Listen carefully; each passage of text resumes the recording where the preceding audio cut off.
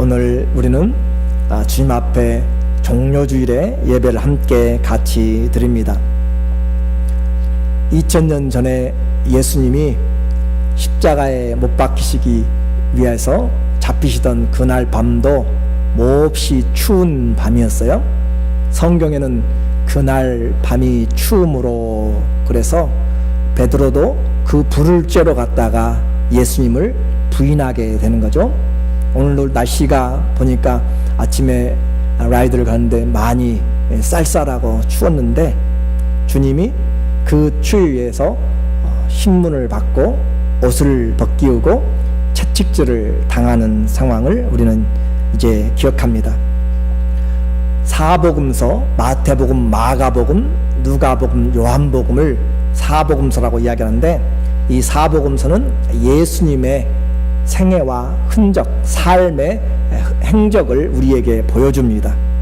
그런데 마태와 이 누가는 예수님의 탄생에 대해서 비교적 자세하게 우리에게 설명을 해주는데, 마가는 아예 예수님의 출생에 대해서는 언급조차도 아예 하지 않고, 요한은 그냥 말씀이 육신이 되어서 우리 가운데 거하였다라고 하는 것으로 넘어갑니다. 그러나 이 사복음서 모두가 다 예수 그리스도의 십자가의 그 마지막 한 주간의 고난과 죽으심에 대한 그 내용은 성경 이 복음서의 3분의 1씩을 각각 기록하고 있습니다. 그래서 마지막 일주일의 삶, 고난의 주간의 삶, 십자가의 죽으심과 부활의 그 순간까지를 주님은 이 성경을 통하여서 사복음서가 모두 다 3분의 1을 기록하도록 그렇게 말씀하셨어요. 그 말은 무슨 말이냐면, 예수님이 세상에 오신 성탄절보다 더 중요하게 성경에서 주님이 오신 목적을 바로 이루시는 것이 이 죽으심과 부활에 있기 때문에 그렇습니다. 그래서 저는 이 날을 오늘 준비하면서 지난 주간 이 사복음서에 각각 이 예수 그리스도의 잡히심에 대한 부분들을 다시 한번 다 읽어보았어요. 사람마다 그 십자가를 대하는 사람마다 입장이 다르고 생각이 다르고 다 해석들이 다릅니다. 그래서 우리는 그 사람마다 다른 그런 것을 보고 쫓아가면 안 되고, 성경이 기록하였기 때문에 성경이 곧 하나님이 우리에게 이 예수님을 바라보는, 십자가를 바라보는 것이 성경이 무엇을 바라보도록 하는가 하는 성경대로 십자가를 같이 바라보기를 원합니다. 그래서 그 십자가의 가장 결정적인 형을 언도한 자가 로마의 총독으로 로마의 유대에 발견됐던 그 빌라도 총독이었죠. 그리고 그것을 슬퍼하면서 십자가를 지며 올라가는 그 주님을 향하여 슬퍼하는 여인들, 또 채찍질하는 자들, 못 박는 자들, 조롱하는 자들, 그리고 함께 양쪽에서 못 박히는 강도들, 각각의 생각이 다르지만 우리는 성경을 통하여서 하나님이 우리에게 보여주시는 십자가를 바라보기를 원하는 것이죠. 이 십자가는 하나님의 눈에서 정해진 십자가입니다. 어떤 십자가라고요? 정해진 십자가, 예정된 십자가다라고 하는 그런 뜻입니다. 창세 이후에 아담과 하와가 죄를 범함으로 사단은 승리한 것처럼 그렇게 보였습니다. 그리고 사망 권세를 휘두름으로 모든 사람들 위에 죽음으로 왕노릇 함으로써 승리한 것 같이 보였지만, 하나님의 뜻은 결코 무너지거나 하나님의 뜻은 좌절되지 않았습니다. 하나님은 하나님의 계획대로, 성경대로 기록한 대로 그렇게 하나님의 일들을 해오셨고, 십자가의 위에 올라가기까지 하나님이 십자가에 예수님을 세우신 것입니다. 세상이 볼 때는 사단이 예수님을 세운 것 같지만, 그러나 성경은 하나님이 세우셨다라고 분명하게 모습을 받고 있습니다. 대제사장들과 서기관들, 종교인들이죠. 그리고 그들에게 의해서 선동된 그런 유대인들이 신문하는 빌라도에게 압력을 가합니다. 그래서 예수님을 십자가에 못 박으라, 십자가에 죽이라 라고 그렇게 이야기를 하죠. 빌라도는 할 수만 있으면 이 재판에서 손을 떼고 싶어 합니다. 그렇지 않아도 자기의 부인이 꿈에 이 사람은 선한 사람이라고 그의 재판에 관여하지 말라고 이미 언지를 주었고, 또 신문을 해보아도 예수님은 세상 사람들과 다른 대답만 하고 계시고, 네가 왕이냐라고 물어보니까 예수님이 내가 왕이다 라고 대답하는 걸 통하여서 이는 더 이상 어떻게 하기를 원치 않았습니다. 그럼에도 불구하고 사람들의 목소리는 예수님을 십자가에 못 박도록 그렇게 부르짖는 소리였고, 그리고 소요를 막기 위하여서 십자가형을 선고를 하게 되었습니다. 그러나 말씀드린 것처럼 이 모든 것은 성경대로 주님의 죽으심을 지금 십자가에서 죽어야 되는 그런 상황을 말씀하는 거죠. 유대인들에게는 사형권이 없습니다. 왜냐하면 로마의 식민지가 되었기 때문이죠. 그러나 사형법이 없음에도 불구하고 사형법이 있습니다. 어떤 법이 있냐면 하나님을 향하여서 못 오가는 자, 그런 자들에게 돌로 쳐서 죽이는 법이 있습니다. 그래서 스테반도 돌로 쳐서 죽이잖아요. 그런데 돌로 쳐서 죽여야 되는데 그들이 돌로 쳐서 죽이질 않습니다. 왜 그래요? 하나님은 예수님을 십자가에서 죽이기로 그렇게 작정하셨기 때문에 그렇습니다. 그래서 요한은 그 이야기를 여러 번 이야기를 해주고 있습니다. 요한복음 3장 14절에 모세가 광야에서 뱀을 든 것 같이 인자 사람의 아들도 들려야 하리니, 사람이 땅에서 들린다라고 하는 것, 죽는 것을 지금 이야기를 하는데 어떤 죽음인가 하는 거죠. 요한복음 12장 32절에 또 예수님 말합니다. 내가 땅에서 들리면 모든 사람을 내게로 이끌겠노라 하시니, 이렇게 말씀하시면 자기가 어떠한 죽음으로 죽을 것을 보이심이라. 주님은 이미 어떻게 죽을지를 아셨고 그렇게 그 계획대로 가고 있는 것이에요. 요한은 다시 18장 32절에 기록합니다. 이는 예수께서 이 빌라도가 내어보내려고 그렇게 하는데도 사람들이 십자가에 못 박으라고 하는 그 내용을 통하여서 하는 말이에요. 이는 예수께서 어떠한 죽음으로 죽을 것을 가리켜 하신 말씀을 응하게 하려 함이니라. 그러니까 십자가의 그 길에는 사람들의 목소리도 있고 사단의 괴략도 있고 사람들의 모든 뜻들도 있지만 가장 강력하게 역사하고 있는 힘은 하나님의 뜻입니다. 하나님의 계획이 십자가 위에 전반적으로 역사하고 있다라고 하는 것이죠. 그래서 로마서 3장 24절은 이렇게 한번 읽어볼까요? 이 예수를 하나님이 그의 피로 인하여 믿음으로 말미암는 화목제물로 세우셨으니, 이는 하나님이 길이 참으시는 중에 전에 지은 죄를 간과하심으로 자기의 의로우심을 나타내려 하심이라. 그래서 십자가의 사건의 주인은 누구였는가? 주체는 누구였는가? 하나님이 세우셨습니다. 이 세웠다라고 하는 것은 무대 장치를 만드는 것을 말합니다. 세팅을 하신 거예요. 하나님이 이 모든 플랜을 하시고 그 장소를 섭외하시고 그 사건들을 주도해 나가는 그 세우셨으니, 예수님이 당하실 일들을 하나님 아버지가 준비를 해놓고 지금 그 일을 하시는 이유가 뭐예요? 전에 지은 죄를 간과하심으로 하나님이 덮어놨는데 그 일들을 지금 오늘 이 자리에서 해결하고 하나님의 의로우심을 나타내려고 지금 십자가를 하나님이 세우셨습니다. 그러니까 우리는 이것을 보면서 울고 불고 하는 그런 수준에 멈춰서는 안 되는 것이고, 힘이 없어서 예수님이 당한 것도 아닙니다. 주님은 죽을 권세도 있고 살아나실 권세도 있으십니다.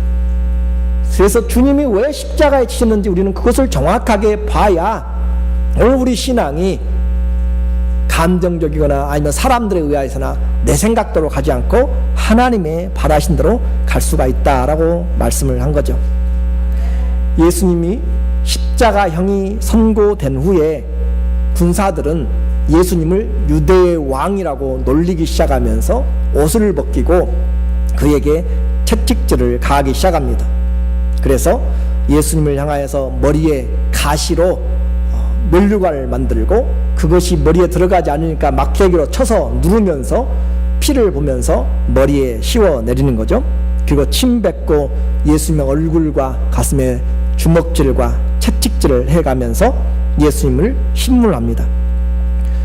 이와 같이 하는 이유는 뭐냐면 그가 죄인이기 때문이기도 하지만은 십자가형을 받는 사형수는 십자가의 위에 달리기 전에 죽음을 빨리 하도록 하기 위해서 죄에 대한 응징과 더불어 그에게 힘을 다 빼기 위하여서 하는 것이죠. 그렇게 해서 시간을 단축시키는 것입니다. 겟세마네에서 이미 예수님은 진액을 쏟아내셨어요. 할 수만 있으면 이 잔을 내게서 피하게 해달라고, 떠나게 해달라고 기도하시면서 땀방울이 떨어지는 핏방울 같이 되더라, 모세혈관이 터지도록 여러분이 힘을 쓰고 힘을 쓰면 얼굴이 빨개지면서 그렇게 되는 것은 모세혈관에 피가 모이기 때문이죠. 거기에 더 힘을 쓰면은 모세혈관이 터져서 땀이 핏방울 같이 된다라고 하는 과학자들과 의사들의 이야기죠. 그렇게 땀방울이 핏방울이 되도록까지 기도하시고 이미 진액을 쏟으신 그 주님이 안나스에게, 대제사장 안나스에게, 그리고 가야바에게 이끌려서 또다시 신문을 받습니다. 그리고 빌라도에게 넘어가서 신문을 받고 또 당시 갈릴리를 다스리던 헤롯 왕에게 이끌려가서 거기서 또 조롱과 신문을 받습니다. 그리고 다시 총독 빌라도에게 와서 그가 마지막 사형의 언도를 받게 됩니다. 그렇게 왕복하면서 신문을 받고 지치고 탈진한 주님이 자기의 십자가를 지고 갈 능력과 힘이 되지 않습니다. 그래서 강제로 그 구경하고 있던 구레네 사람 시몬을 통하여서 십자가를 지고 함께 400m에서 800m 정도 이르는, 지금은 정확하게 그 길인지 우리가 알 수가 없습니다. 시간이 2000년이 지났기 때문에 그렇죠. 그러나 학자들의 말처럼 400m에서 800m 이르는 그 비아 돌로로사, 비아라는 뜻은 길을 이야기하고 돌로로사라고 하는 뜻은 슬픔, 고통, 애통의 뜻이죠. 슬픔의 길을 예수님이 십자가를 지고 또 시몬과 함께 3번을 넘어져 가면서 그 길을 갑니다. 보통 길을 갈 때는 그 길에 마지막 종착역이 있죠. 그 종착역에는 안도감이 있고 쉼이 있습니다.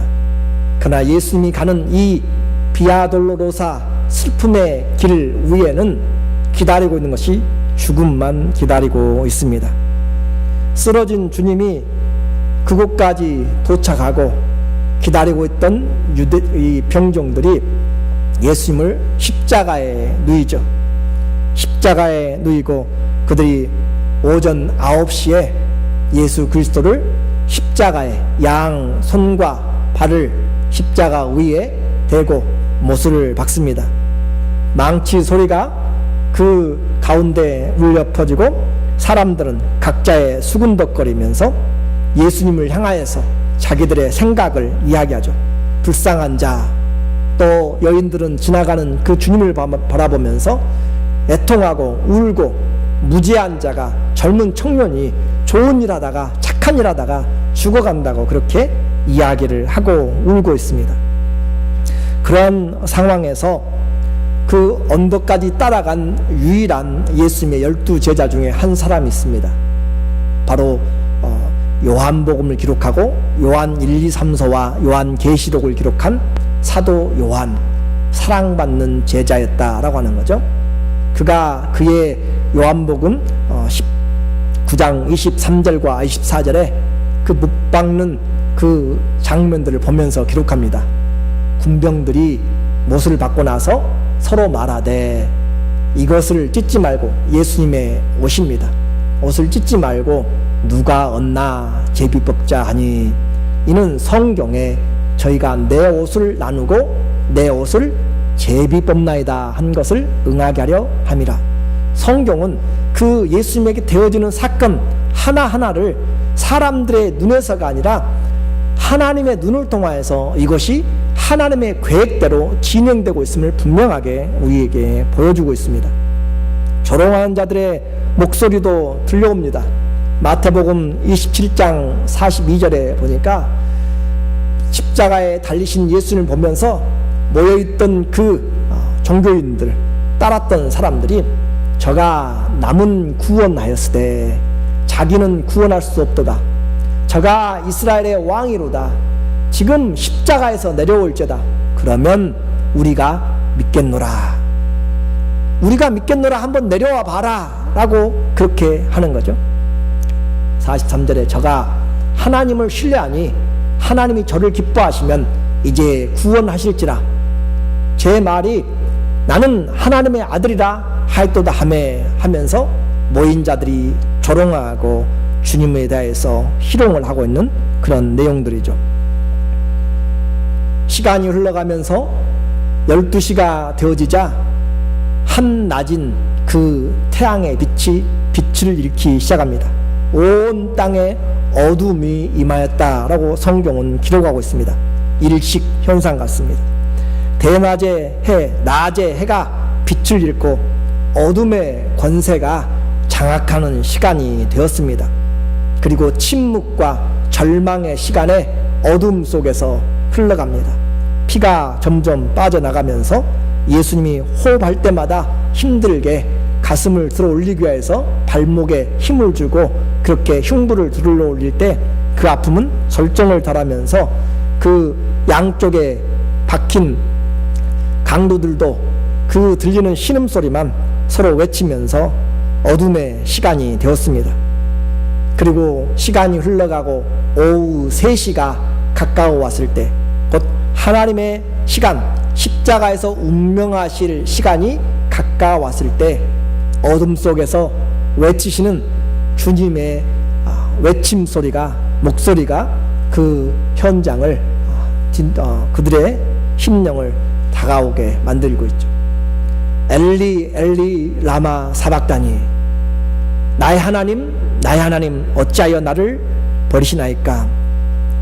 원래 아람어로는 엘로히 엘로히 레마 샤막다니라는 뜻인데 여기 엘리 엘리 라마 사박다니로 쓴 것은 그것을 아람어를 헬라어로 음가를 빌려가지고 쓴 것이죠. 영어의 발음을 한국말로 쓰는 것처럼 그렇게 빌려서 쓰니까 이와 같이 된 거죠.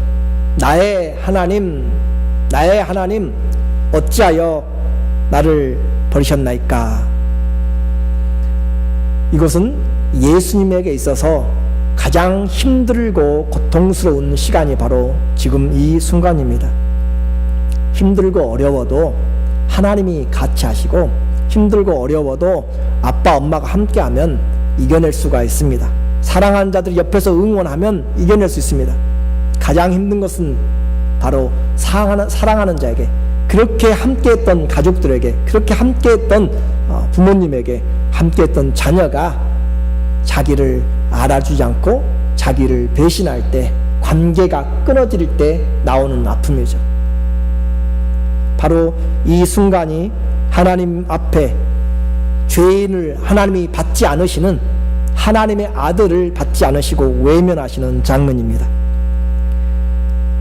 독생자를 버리시고 그 부르짖음을 물리치시고 얼굴을 돌리시는 하나님의 모습이죠.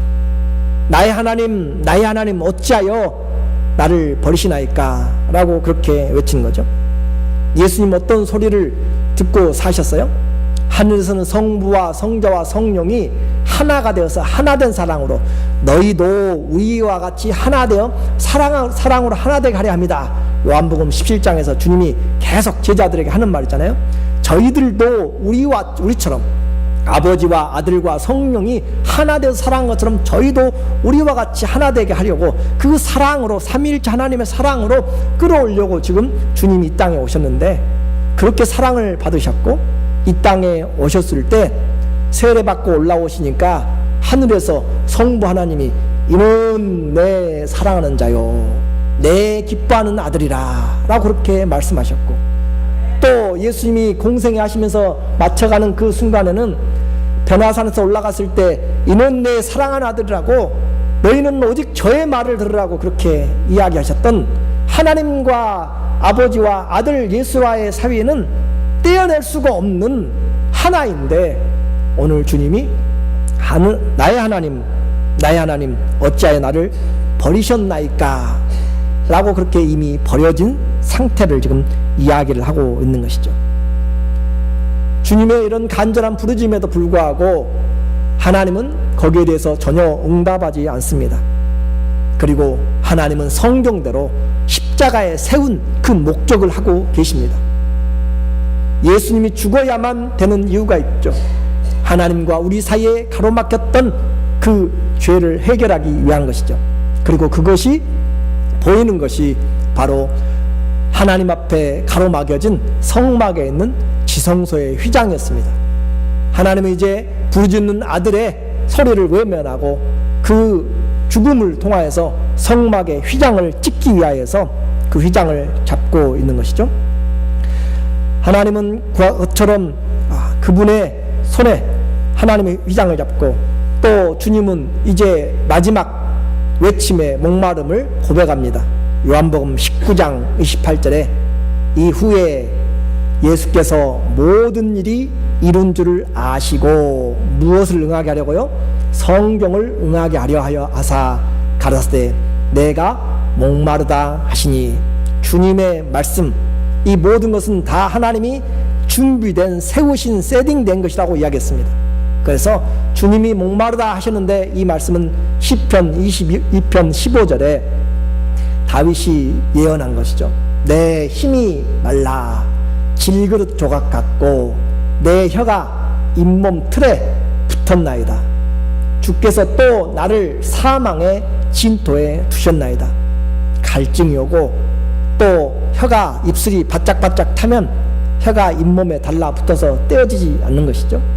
그와 같이 주님이 피와 진액을, 땀을 다 쏟아내면서 주님이 목마르다 하신 것은 이 말씀을 이루기 위하신 것이죠.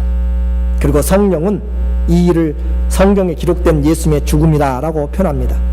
그리고 주님이 마지막 힘을 모으셔서 다 이루었다 하시고 영혼을 하나님께 맡기고 돌아가십니다. 하나님은 이렇게 자기 아들을 십자가 위에 우리의 죄를 위해서 세우시고 나타내심으로써 하나님이 죄에 대해서 어떻게 생각하시는가를 분명하게 우리에게 보여주셨습니다. 죄의 싹은 사망이라, 죄의 싹은 사망이라고 그렇게 이야기합니다. 그리고 주님은 의로운 왕이세요. 이 땅에 오실 때도 동방박사들이 유대인의 왕으로 나시니가 어디 계시뇨? 라고 그렇게 찾았습니다. 또 예수님이 이 땅에 나실 때 하늘에서도 평강의 왕이 오셨다라고 그렇게 찬양을 했어요. 그리고 오늘 그들이 예수를 향하여서 종려나무 가지를 들고 호산나 호산나 우리를 구원하시라고 왕이신 주님을 영접하면서 그렇게 그들이 왕으로 주님을 모셨습니다. 주님이 이 땅에 성경이 기록되기를 3번에 거쳐서 왕으로 나타나실 것을 말합니다. 말씀인 것처럼 첫 번째 어린 유대인의 왕으로, 아기로 나셨죠. 그리고 이 종려나무 가지를 들고 그들이 외칩니다. 그리고 또 마지막 주님이 나타나실 때는 백마를 타고 마지막 심판 때 요한계시록 19장 17절에 그의 충성과 진실이라 라고 하신 그 주님께서 이는 만왕의 왕이라 만주의 주라 쓴 그 이름을 가지고 주님이 이 땅에 오시게 되죠. 사단은 그 왕을 죽이기 위해서 마태복음 때에도 이 왕을 죽이기 위해서 그렇게 베들레헴 인근에 2살 이하를 전부 다 죽였지만 실패했습니다. 그러자 또다시 예수님을 죽이려고 해서 이 왕으로 오신 예수님을 십자가에 마침내 못 박아서 죽였습니다. 그들이 승리한 것 같았죠. 이것은 사단이 자기 꾀에 넘어간 것이죠. 예수님의 십자가는 하나님이 세우셨다라고 했습니다. 사람들이 어떻게 보았고 사람들이 어떻게 계획했든지 간에 하나님이 이것을 우리에게 대속의 죽음이라 라고 그렇게 말씀하시죠. 그래서 예수님이 십자가에서 운명하시자 하나님의 일을 하기 시작합니다. 마가복음 15장 37절에 예수께서 큰 소리를 지르시고 운명하시다. 이에 지성소의 휘장이 위에서부터 아래까지 찢어져 둘이 되니라. 이것을 성경에서는 어떻게 해석을 해줘요? 히브리서 10장 19절 20절에 형제들아 우리가 예수의 피를 힘입어 성소에 들어갈 담력을 얻었나니 그 길은 우리를 위하여 휘장 가운데로 지성소 휘장 가운데로 열어놓으신 새롭고 산 길이요 휘장은 저의 육체니라. 휘장이 육체로 비유된 휘장이 찢어졌죠. 그렇게 예수님이 찢어짐으로 이제는 하나님 앞에 우리가 나갈 수 있는 길이 열리게 되었습니다. 이 십자가를 통하여서 하나님 앞에 우리가 나감으로 하나님 앞에 우리도 의롭고 주님도 의로우시고 자기 희생이죠. 그래서 예수님이 이 십자가를 통하여서 우리의 죄를 대속했다라고 이사야서 53장 6절에는 우리는 다 양 같아서 그릇 행하여 각기 제 길로 갔거늘 여호와께서는 우리 무리의 죄악을 그에게 담당시키셨도다. 하나님은 우리의 죄를 그분에게 담당시키기 위해서 하나님의 어린 양으로 십자가를 세우셨습니다. 이제 잘 기억해야 됩니다. 성경의 말씀을 기억하지 못하면 예수님의 죽으심을 올바로 적용할 수가 없어요. 슬퍼하는 여인들처럼 그렇게 주님 왜 젊은 날 꽃다운 나이에 돌아가십니까? 죄 없는 분이 왜 돌아가십니까? 라고 그렇게 운다고 주님이 기뻐하지 않습니다. 오늘 종료주의를 우리가 맞이하고 또 고난주간을 맞이하면서 주님을 향하여서 알지 못하고 성경의 의도를 알지 못하면 주님은 우리의 애통함, 우리의 금식, 우리가 하는 찬양 주님은 받지 않습니다. 성경대로 해야 되는 것이죠. 무슨 말이에요? 우는 슬퍼하는 여인들을 향해서 주님이 말하죠. 나를 위하여 울지 말고 너와 내 자녀들을 위하여 울라 라고 이야기해요. 무슨 말이에요? 죄에 대하여서 죄를 짊어진 내가 어떻게 죽음 당하는 것을 죄 없는 나도 내가 죄를 대신 짊어졌을 때 이와 같이 죽음을 당한다면 죄를 짊어지고 있는 너희에 당할 그 장래는 너희 자녀들이 죄인인 자녀들이 살아갈 그 죽음의 심판은 얼마나 클 것인가. 너희들을 위하여 울라라고 이야기하는 거죠. 또 주님은 한 강도가 이야기합니다. 오늘 나를 주님의 나라에서 기억하옵소서라고 할 때 주님은 말씀하시죠. 네가 나와 오늘 함께 낙원에 있으리라. 낙원은 분명히 있습니다. 하나님의 나라 천국은 분명히 있습니다. 그리고 그 나라를 줄 수 있는 권세자, 주시는 주체가 바로 왕이 예수 그리스도십니다. 그 나라가 있으면 우리는 분명히 알아야 되고 구원이 분명히 필요함을 알아야 되고 구원을 받을 때가 바로 주의 말씀을 들을 때입니다. 또 하나님은 오늘 성경을 통해서 말합니다. 예수님이 외치죠. 하나님 하나님 왜 나를 버리셨나이까 라고 이렇게 주님이 외치는 그 목소리입니다. 아들까지 내어주신 우리를 사랑하기 위해서 아들까지 내어주신 하나님의 사랑을 보라 라고 이야기합니다. 사람들은 하나님이 나를 어떻게 사랑하느냐고 어떻게 사랑했냐라고 말라기서에 나오는 사람들처럼 그렇게 의문을 품습니다. 그때 주님은 분명히 말씀합니다. 너희가 죄인 되었을 때, 너희가 연약할 때, 너희가 원수 되었을 때 하나님께서 아들을 십자가에 못 박으심으로 너희에 대한 하나님의 사랑을 확증하셨느니라. 로마서 5장 6절 8절 10절의 말씀입니다.